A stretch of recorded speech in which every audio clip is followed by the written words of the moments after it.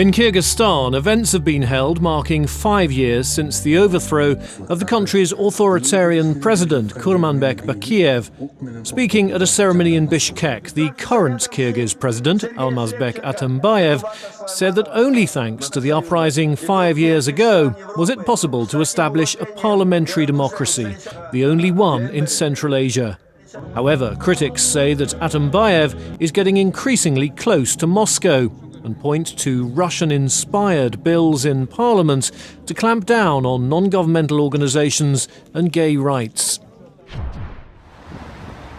In Moscow, people paid tribute to Russian opposition leader Boris Nemtsov 40 days after he was gunned down near the Kremlin.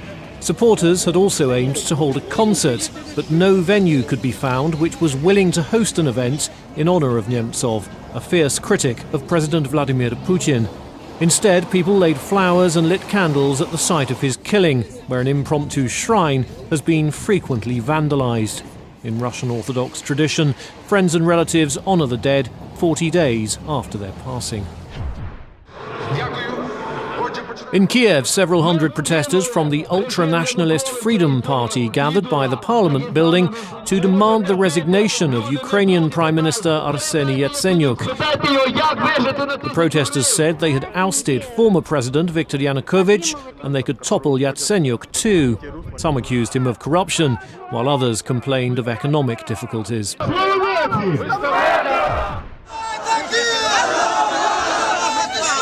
In the Afghan capital Kabul, hundreds of people protested against the Iranian government, which they say is forcing Afghan refugees in Iran to fight in Syria on behalf of forces loyal to President Bashar al-Assad.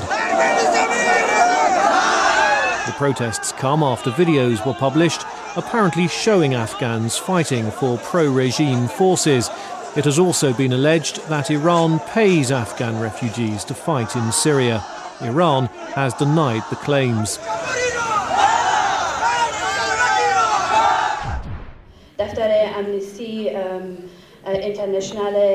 Also in Kabul, Amnesty International has released a damning report about the Afghan government's record on protecting women from violence. Our research shows a very unfortunate picture. The international human rights group says the government is doing nothing to stop a trend of increasing violence, sexual assaults and even assassinations. Salil Shetty, Amnesty's Secretary General, said the issue of women's rights would be a litmus test for the new Afghan government under President Ashraf Ghani. After repeated warnings. In